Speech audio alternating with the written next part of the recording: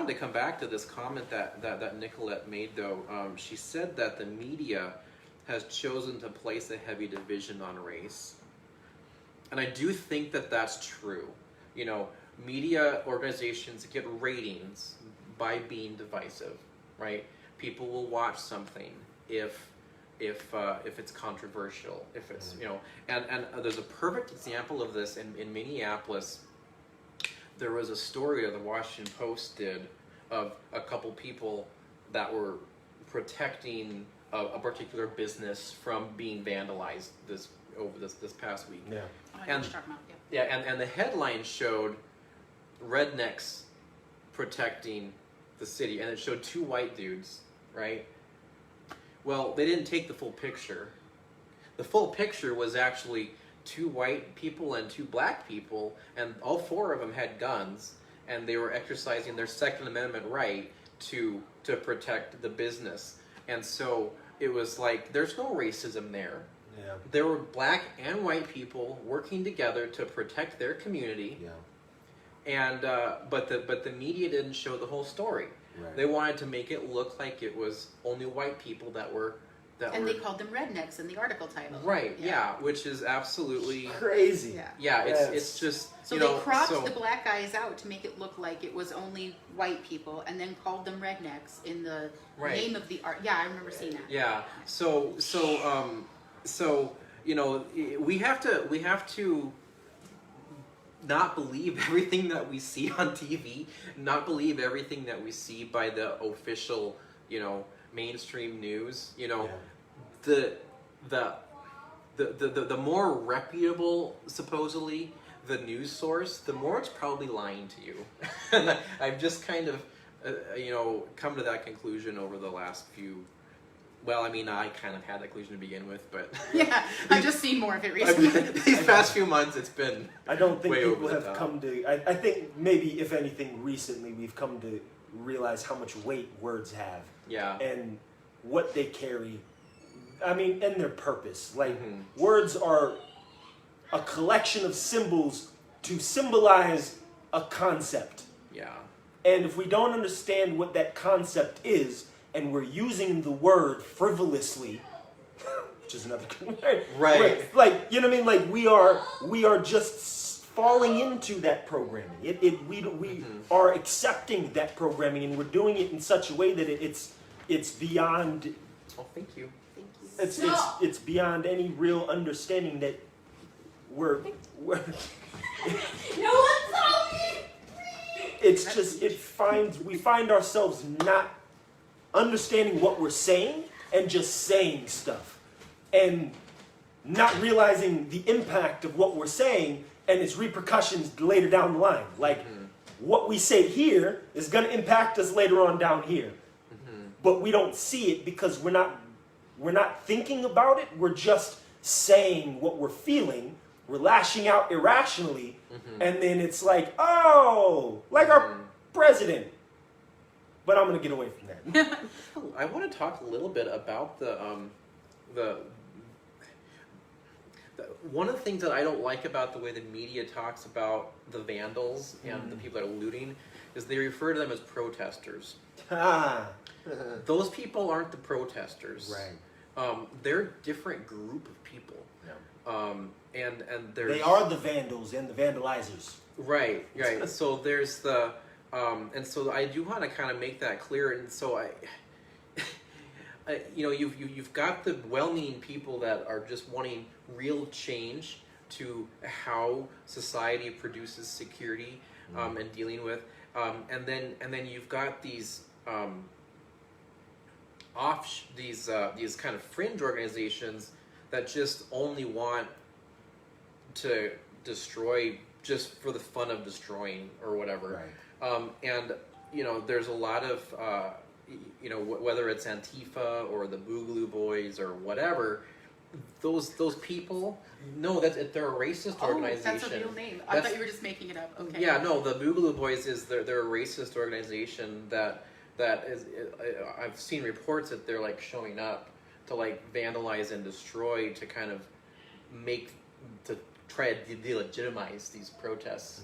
Oh, gotcha. And then you've also got Antifa not to get too much of a conspircy. I'm sorry, but I theory feel like a name like that yeah. kind of delegitimizes itself, like Boogaloo Boys. Yeah, Sounds yeah. like a dance party to me. So I'm it's sorry. so it's crazy. Had So to say we something have, funny in there. yeah. So we have all of these, So anyway, my point is, I wish the media would stop calling the looters.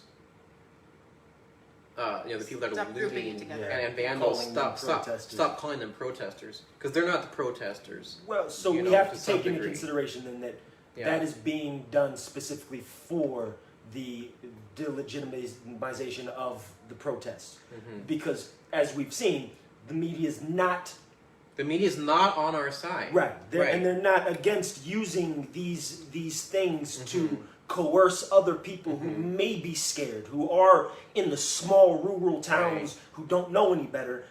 They're Right. scaring them into believing that what is happening out in these big cities is justified. Yeah. All right, It's but I have not. a very, very important point to make about the media. Yeah. The way that we address the problem with the way the media reports is important. Right. Because there's a lot of people out there saying, like, let's just shut the media down for 30 days and it'll solve all of our problems. Or, they need to be put in check and restricted.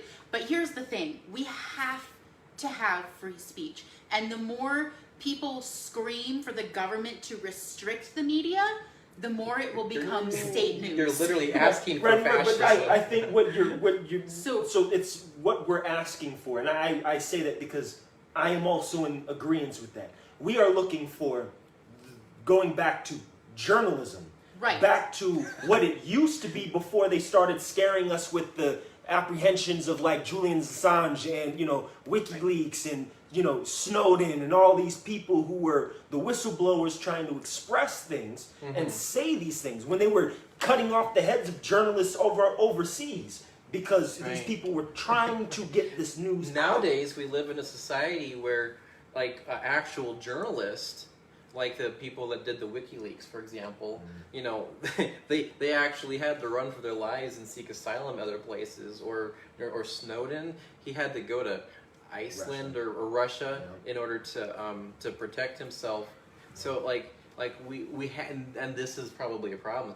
This goes back decades. Yeah. But we do not live in a society where free speech has been tolerated in the media. You're worried about state media.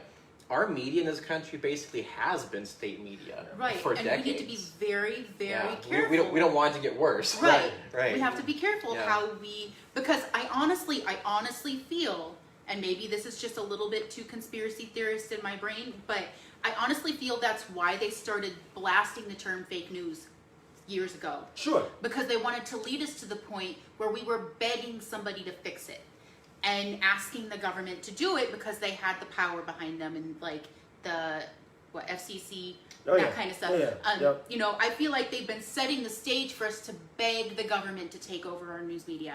And if the government controls the news media, then all hope is Well, lost. You're not going to right. guarantee honest reporting out No, of that. and that's what I think. I don't think anybody who is on that is looking for the government to take You'd over. be amazed what I've seen people shouting. And Yeah, I like feel it's kind of scary. Like when the COVID thing happened, there were literally people begging our governor to shut the state down, like basically begging to be put under martial law to protect us from the virus. And now that people have woken up, we're what happened to COVID-19? What happened? We're gonna put our tinfoil hats on now, apparently. But now that people have realized that was basically a scam, and I at this point, if you're not aware that was a scam, I don't know that we can. I'll talk to you after the broadcast All right. if you want. Being clear, But- the virus is real. Right. It is a real existing virus. Right. It does spread. Right. It can hurt and kill people. But there is a lot of scammy stuff happening around. Right, it's being overblown, and being overblown by magnitudes of 100. Is your city open? If it is, you probably don't have much to worry about. Right. So anyway, No. so anyway, when people are realizing that all the lockdowns and all of the shutdowns and all of the draconian, I'll say it, fascist overreach of some of the state governments, Call it as it is. were not needed, now all of a sudden this is going on, Yeah. and now because of the rioting, people are begging for martial law again. Yeah. But also, let's talk about the purity of intention behind things, because Right. there were a lot of people who were so scared about COVID that they were begging the politicians to do these things. Right. So, when you say fascism, it immediately puts an image in the person's mind of intention to overpower. And I don't necessarily think that a lot, especially like local and state governments, I don't feel like that's their mindset. They were legitimately working to protect I think people. it was for some of them. Okay, well, maybe for some of them. I don't know them all individually on a personal basis, but our local mayor, for example, I think he had good intentions in everything that he did, and he handled it as best he could. When he's got people screaming in one ear, do it, and in other ear, don't. He has hard decisions to make, and they fall to him, essentially, because city council is going to do just about whatever he wants to do. Probably not going to fight him too much. So. James, you're quoting Sublime, brother. I appreciate that. No, it was April 26, 1992. He said May 26, 2020. That was brilliant. I appreciate that. That was great. Sorry. Keep going. You're fine. So- But I do want to call out that it starts becoming conspiracy theory when you leave out the idea that a lot of people did what they did with the purest of intention to help people, to use their position of power to put people in safe measures as best they were able. Now, who had negative intentions? I'm sure there are some. Right. But I don't believe it's all. No, I definitely absolutely not. But it's interesting to me, like there are pallets of bricks at different places that were delivered here in Sioux Falls, and the same thing happened in Minneapolis, and it's happening all over the country. Somebody is paying.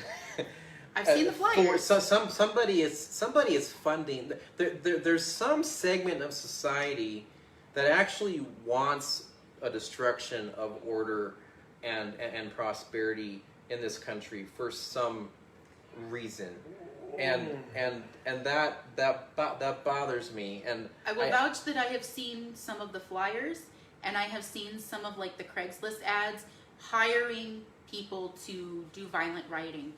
These ads say things like you'll be paid maybe $25 an hour or $200 for a night, where you go out and just cause mayhem. And I know some of them were Antifa. I don't know if they were all that, but the idea that some of this was orchestrated. I mean, like the group that went to Fargo and then came here, traveling around trying to do that. And then they went to Rapid City. My understanding is they didn't really get very far though.